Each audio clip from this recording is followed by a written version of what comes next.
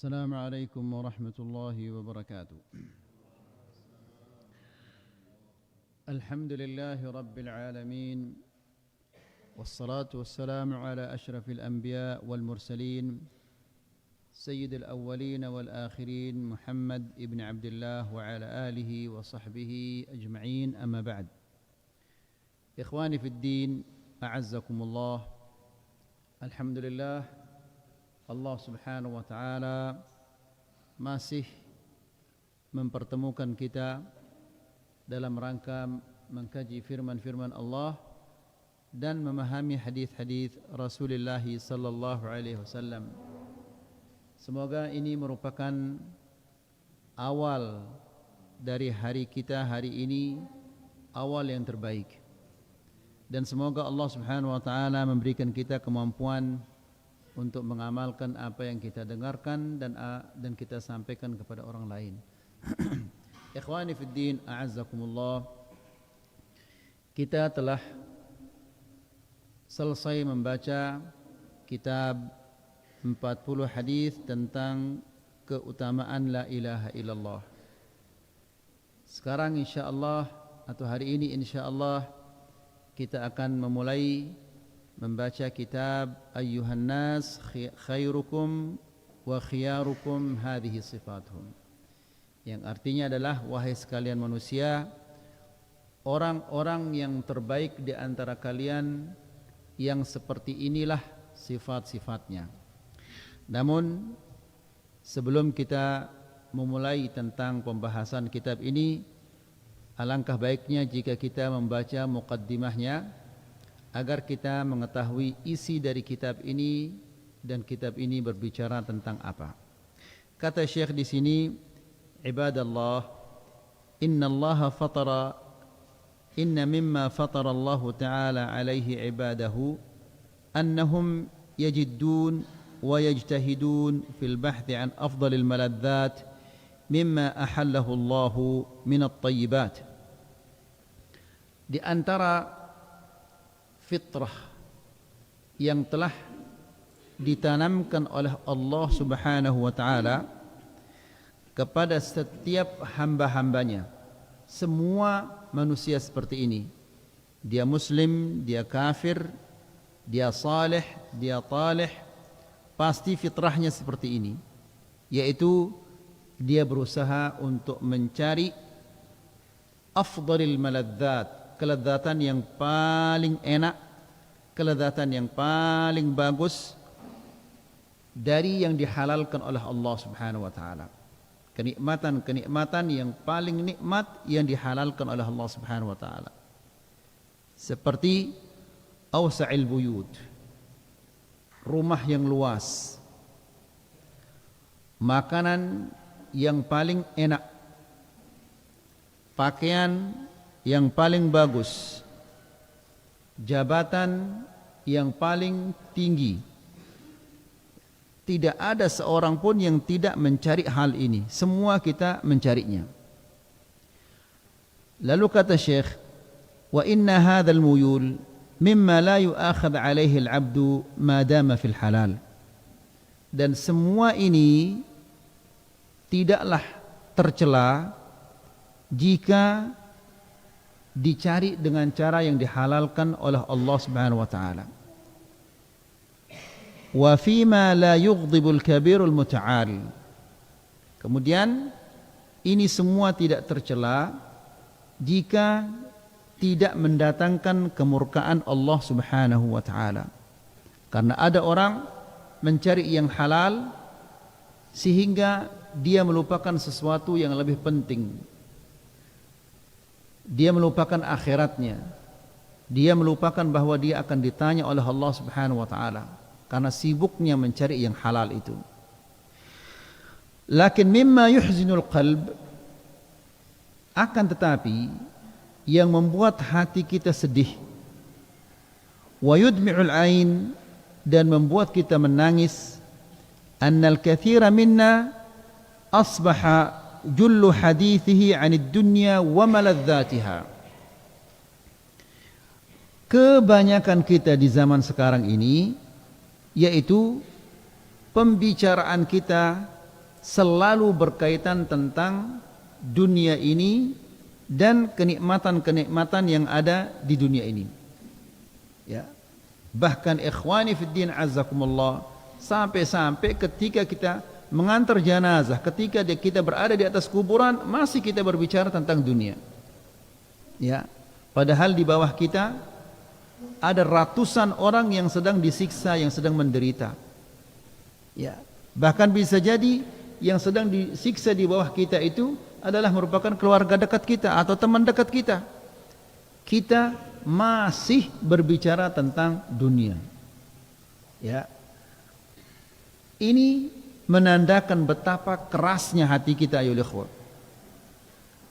Allah Subhanahu wa taala menurunkan Al-Qur'an, mensyariatkan semua syariat ini dan mengutus nabi-nabi.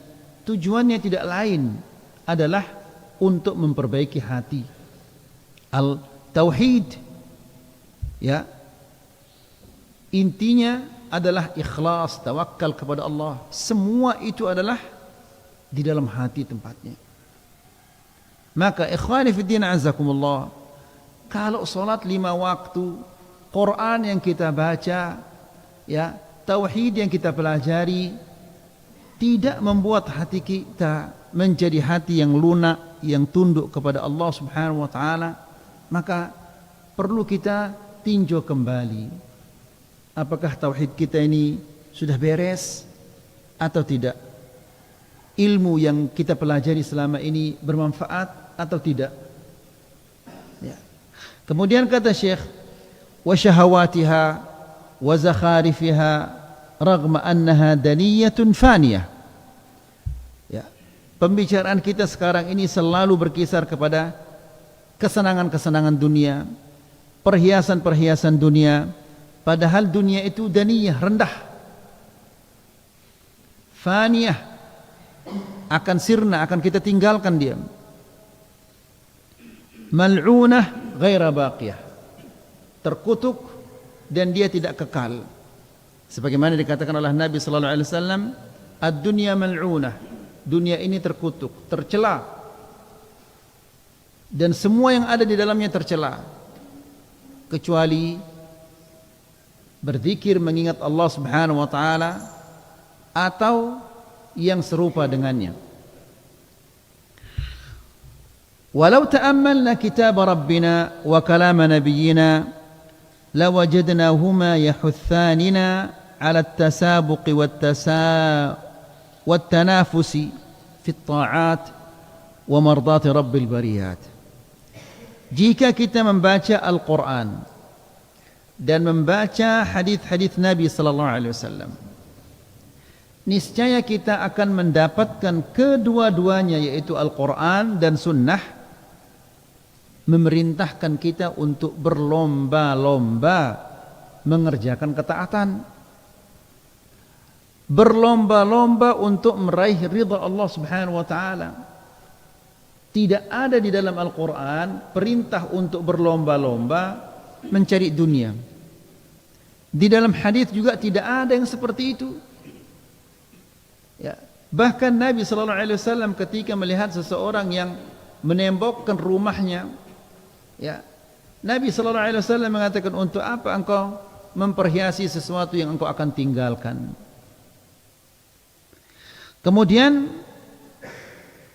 Allah Subhanahu wa taala berfirman, wasari'u ila maghfiratin min rabbikum wa jannatin 'arduha as-samawati wal ard u'iddat lil muttaqin. Coba perhatikan ayat ini ayolah baik-baik dan renungkanlah ayat ini baik-baik, ya, agar kita tidak menyesal di kemudian hari. Allah Subhanahu wa taala berfirman, wasari'u, berlomba-lombalah. Yang namanya berlomba-lomba, kita semua berusaha untuk mencapai tujuan yang paling bagus. Orang lomba-lomba lari, semua yang ikut dalam perlombaan itu dia berusaha untuk mendapatkan apa? Juara 1. Kalau tidak juara 2, kalau tidak juara 3. Yang penting dia berusaha bagaimana dia mendapatkan posisi yang tertinggi. Nah, Allah Subhanahu wa taala mengatakan wasari'u, dan bersegeralah, berlomba-lombalah untuk apa? Ila maghfiratin min rabbikum, untuk meraih ampunan Tuhan kalian, untuk meraih ampunan Allah. Ya, bukan meraih jabatan yang tinggi, bukan meraih kedudukan yang tinggi, bukan untuk mengumpulkan harta yang ratusan triliun, bukan untuk membangun rumah yang tinggi besar, kendaraan yang mewah, karena bukan itu tujuan kita diciptakan oleh Allah Subhanahu wa taala. Jadi Allah perintahkan kepada kita untuk bersegera, berlomba-lomba untuk meraih ampunan Allah Subhanahu wa taala. Kemudian apa? Wa jannah. Ya, wa jannatin 'arduha as-samawati wal ard. Dan raihlah surga yang luasnya seluas langit-langit, bukan satu langit, langit-langit dan bumi. Ya. Ikhwani fi din azakumullah, seandainya orang di dunia sekarang diberi dia oleh Allah Subhanahu wa taala uang 1000 triliun misalnya, apakah mungkin dia akan meraih satu langit ini? Enggak mungkin. Ya. Mungkinkah seseorang yang diberikan oleh Allah Subhanahu wa taala 2000 triliun dia akan memiliki semua bumi ini? Tidak mungkin. Tapi Allah Subhanahu wa taala akan memberikan orang-orang yang berlomba-lomba, yang bersegera, ya, bersungguh-sungguh untuk meraih ampunan Allah. Allah akan memberinya surga yang luasnya seluas langit-langit dan bumi. Lalu Allah Subhanahu wa taala menjelaskan uiddat lil muttaqin. Surga yang begitu luasnya ini disiapkan oleh Allah bagi orang-orang yang bertakwa, bukan bagi orang yang jabatannya tinggi. Ya. Bukan bagi orang yang prestasinya tinggi. Bukan bagi orang yang keturunan ini, keturunan itu, tidak, tapi disiapkan oleh Allah Subhanahu wa taala bagi orang-orang yang bertakwa. Kemudian wa qala ta'ala, Allah Subhanahu wa taala juga berfirman, fastabiqul khairat, berlomba-lombalah untuk meraih kebaikan-kebaikan, kebaikan di sisi Allah Subhanahu wa taala. Ya. Kemudian di ayat yang lain Allah Subhanahu wa taala berfirman, wa fi dzalika falyatanafasil mutanafisun, dan untuk meraih hal yang seperti itu, untuk meraih sorga-sorga atau sorga yang luasnya seluas langit-langit dan bumi, maka hendaklah kita bersaing. Jadi ikhwani fiddin azakumullah, kalau orang membanggakan dunianya, maka hendaklah kita membanggakan akhirat kita. Kalau orang membanggakan prestasinya, maka hendaklah kita bangga bahwa kita setiap waktu kita sholat berjamaah. Kalau orang membanggakan uang yang dia kumpulkan, maka hendaklah kita membanggakan sholat malam kita. Kita banggakan puasa Senin Kemis. Kita banggakan sedekah kita. Kita banggakan baca Al-Quran yang setiap hari kita baca, karena itu yang akan berguna bagi kita. Ya. Selain itu semuanya akan kita tinggalkan. Bahkan semua itu akan memberatkan kita nanti di akhirat. Ikhwani fiddin azakumullah, ingat antum di kajian yang kemarin kita mengatakan tentang Harun ar-Rasyid. Ya. Siapa yang kaya seperti Harun ar-Rasyid di zaman itu? Siapa yang berkuasa seperti Harun ar-Rasyid di zaman itu? Mana ada orang yang disegani oleh musuh-musuhnya sebagaimana Harun ar-Rasyid. Tapi ketika dia meninggal dunia, ketika dia melihat kuburannya, dia menangis. Lalu dia mengatakan, ma aghna anni maliyah, halaka anni sultaniyah. Dia mengatakan tidak berguna lagi harta saya. Ya, di situ dia sadar tidak berguna lagi harta saya. Halaka anni sultaniyah. Telah binasa kekuasaan saya. Ya. Kekuasaannya sudah diambil oleh Allah Subhanahu wa taala. Lalu dia berdoa kepada Allah, Allahumma ya man la yazula mulkuhu, irham man qad zala mulkuhu. Wahai Allah yang tidak pernah sirna kekuasaannya, rahmatilah hambamu yang saat ini telah hilang kekuasaannya. Jadi ikhwani fiddin azakumullah, Allah subhanahu wa ta'ala berfirman, wa fi dzalika falyatanafasil mutanafisun. Untuk meraih surga yang seperti itu maka hendaklah kita berlomba-lomba. ولما ذكر الله لنا حال الأنبياء والمرسلين وكيف استجاب لهم الدعوات وأذهب عنهم الهم والغم, dan Allah Subhanahu wa taala menceritakan kepada kita tentang para nabi dan para rasul, dan bagaimana Allah Subhanahu wa taala mengabulkan doa-doa mereka. Ya, Allah mengabulkan doanya Nabi Allah Nuh alaihissalam, kemudian para nabi-nabi yang lainnya. Setelah Allah menceritakan kita tentang mereka, Allah Subhanahu wa taala menjelaskan, innahum kanu yusari'una fil khairat wa yad'unana raghaban wa rahaba wa kanu lana khashi'in. Ya. Allah kemudian menjelaskan tentang sifat-sifat mereka. Sifat para nabi dan para rasul yang dikabulkan doa-doa mereka oleh Allah Subhanahu wa taala. Allah menjelaskan, innahum kanu yusari'una fil khairat. Mereka itu adalah orang-orang yang bersegera di dalam kebaikan. Ya. Karena mereka adalah orang-orang yang terbaik, nabi dan rasul. Sifat mereka adalah orang berlomba-lomba kepada kebaikan. Wa yad'unana, dan mereka senantiasa berdoa kepada kami, raghaban wa rahaba, dalam keadaan berharap dan takut. Wa kanu lana khashi'in, dan mereka senantiasa tunduk kepada kami. Ini sifat-sifat para nabi, ya, dan para rasul, dan kita diperintahkan oleh Allah Subhanahu wa taala untuk meneladani mereka. Ya. Maka dengan demikian, kalau kita cinta kepada Rasulullah sallallahu alaihi wasallam, bukan hanya sunnahnya saja yang kita, sunnah amaliyahnya saja yang kita praktekkan, tapi praktekkan juga bagaimana perhatian Nabi terhadap akhiratnya. Ya. Thumma qala ba'da hadhihi al-ayah. Setelah ayat ini, setelah ayat yang tadi, Allah Subhanahu wa taala kemudian mengatakan, inna hadhihi ummatukum ummatan wahidah wa ana rabbukum fa'budun.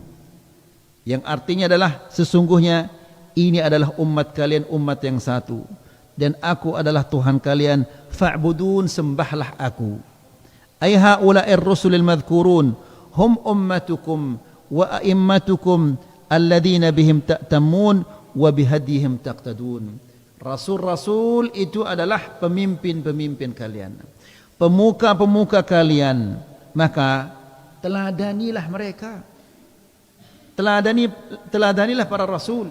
Alhamdulillah, ikhwani fiddin azzakumullah, kita dimuliakan oleh Allah Subhanahu wa taala dengan mencintai Rasulullah sallallahu alaihi wasallam dan mencintai sahabat-sahabatnya. Ya, kita berusaha untuk mengamalkan sunnah-sunnahnya, bahkan menghidupkan sunnah-sunnahnya. Namun ada sunnah yang sangat penting yang hilang dalam kehidupan kita sehari-hari, yaitu apa? Yaitu mengutamakan akhirat. Ya. Mengutamakan akhirat lebih daripada dunia ini. Kemudian lalu kata Syekh, wa min rahmatillahi bina subhanah arsala ilaina nabiyyan kariman wa rasulan rahimah. Di antara rahmat Allah Subhanahu wa taala kepada kita, yaitu Allah Subhanahu wa taala mengutus kepada kita nabi yang mulia, rasul yang penuh dengan kasih sayang. Fama min babin min abwabil khair illa wadallana alaih. Tidak ada pintu-pintu kebaikan melainkan ia tunjukkan kita kepada pintu itu. Dan tidak ada pintu-pintu kejelekan melainkan ia ingatkan kita dari kejelekan itu. Sebagaimana yang dikatakan oleh Abu Dzar radhiyallahu taala anhu, dia mengatakan, laqad tarakana Rasulullah sallallahu alaihi wasallam wa ma yataqallabu fis sama'i ta'irun illa dzakarana minhu ilma. Rasulullah sallallahu alaihi wasallam telah meninggalkan kita dan tidak ada satu pun makhluk yang terbang di udara, maksudnya burung-burung, melainkan dia beritahu kita tentang burung-burung itu. Subhanallah, kalau tentang burung saja, tentang yang terbang di langit saja diberitahu kita. Masa bagaimana cara kita meraih akhirat tidak diberitahu kita oleh Rasulullah sallallahu alaihi wasallam? Tidak mungkin. Wa fil hadis, dan di dalam hadis yang lainnya Nabi sallallahu alaihi wasallam mengatakan, ma baqiya min syai'in yuqarribukum minal jannati wa yuba'idu minan nari illa wa qad buyyina lakum. Tidak ada sesuatu yang bisa mendekatkan kalian kepada surga dan menjauhkan kalian dari neraka melainkan telah diterangkan kepada kalian, termasuk cara-cara kita meraih ridha Allah, meraih surga yang luasnya seluas langit-langit dan bumi. Itu sudah diterangkan oleh Rasulullah sallallahu alaihi wasallam. Wa mimma ja'at bihi an-nusus asy-syar'iyyah min al-ayat al-Qur'aniyyah wal ahadits an-nabawiyyah anna al-khairiyyah murtabitatun bi tahqiq al-'ubudiyyah wat ta'at li rabbil bariyah. Dan di antara ayat-ayat Al-Qur'an, hadis-hadis Nabi sallallahu alaihi wasallam, yaitu kebaikan-kebaikan yang akan diraih oleh seorang muslim itu di dunia dan di akhirat, itu selalu berkaitan dengan ketaatan-ketaatan. Ya, artinya orang yang ingin meraih kebaikan-kebaikan itu hendaklah dia melakukan ketaatan-ketaatan. Karena dengan ketaatan-ketaatan itu dia akan meraih kebaikan-kebaikan dari Allah Subhanahu wa taala di dunia, dan dia akan meraih kebaikan-kebaikan Allah yang ada di akhirat nanti. Ya. Qala Allah Ta'ala, Allah Subhanahu wa taala berfirman, kuntum khaira ummatin ukhrijat linnas. Kemudian apa? Ta'muruna bil ma'ruf wa tanhauna 'anil munkar wa tu'minuna billah. Lihat ayolah ikhwah, Allah menjelaskan, kuntum khaira ummatin, kalian ini adalah umat yang terbaik. Bagaimana cara kita menjadi orang yang terbaik?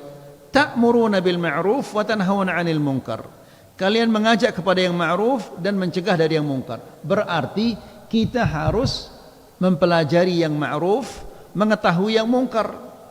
Tidak cukup hanya sekedar mempelajari yang ma'ruf, tidak mengetahui yang munkar.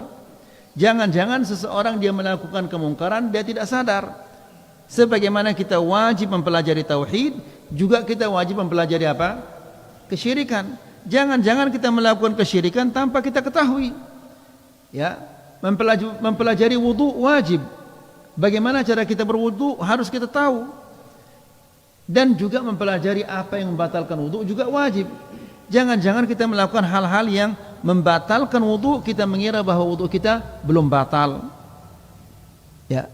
Kemudian setelah itu, setelah Allah Subhanahu wa taala memerintahkan kita untuk menegakkan al-amru bil ma'ruf wan nahy 'anil munkar, lalu Allah Subhanahu wa taala mengatakan wa tu'minuna billah, dan kalian beriman kepada Allah Subhanahu wa taala.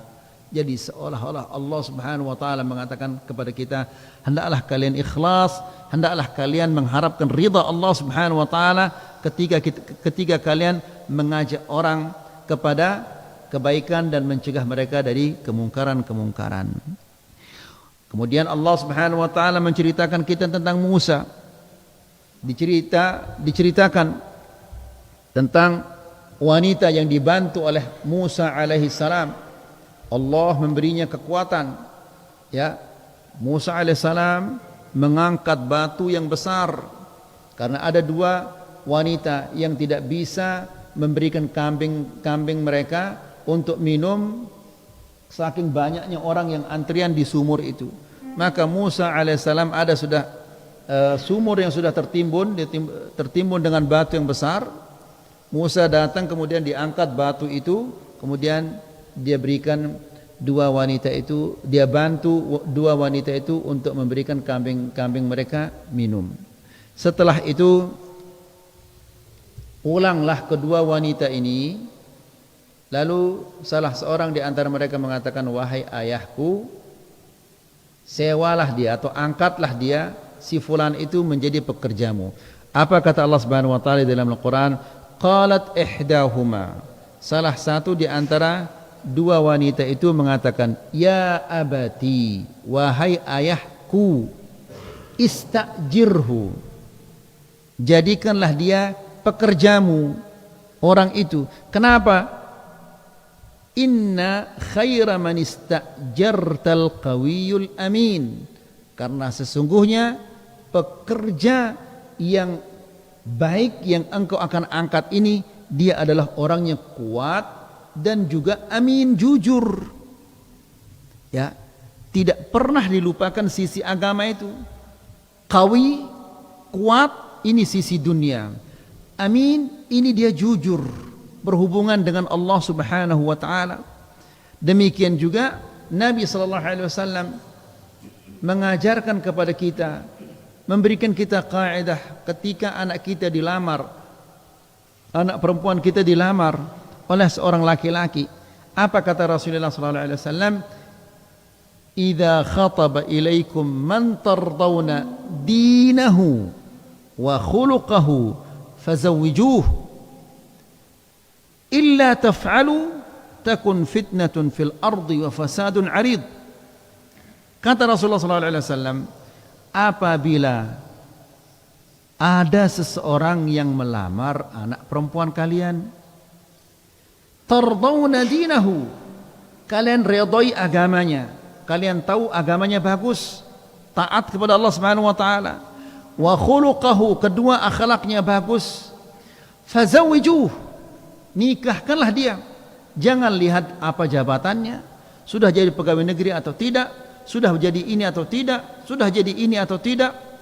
Ya, jadi yang menjadi ukuran untuk seseorang itu bisa diterima sebagai suami bagi putri kita, yang pertama agamanya bagus, akhlaknya juga bagus. Kemudian kata Rasulullah SAW, kalau kalian tidak menjadikan dua hal ini sebagai pegangan kalian, ya, misalnya ketika seseorang melamar, yang pertama kali ditanya, yang pertama kali dilihat jabatannya, ya, anaknya orang kaya atau tidak, anaknya bangsawan atau tidak, itu yang menjadi pegangan kita. Maka kata Rasulullah SAW, illa taf'alu takun fitnatun fil ardi wa fasadun 'arid, akan terjadi fitnah yang besar di muka bumi ini dan kerusakan yang sangat besar. Demikian juga kita sebagai laki-laki, kalau mau menikahkan anak kita, melamarkan anak kita, maka yang kita perhatikan apa kata Rasulullah SAW, wanita itu dinikahi karena 4 perkara. Ya, limaliha, karena hartanya. Kedua, wali hasabiha, karena kedudukannya.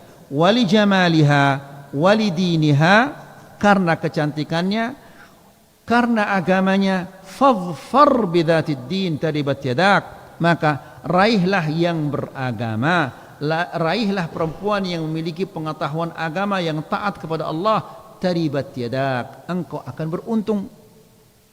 Ya, kenapa demikian ayyuhal ikhwah? Karena kalau dia punya agama, dia kurang cantik, kemudian miskin, kemudian dia bukan orang bangsawan, orang yang rendahan, agamanya ini bisa menutupi semua ini.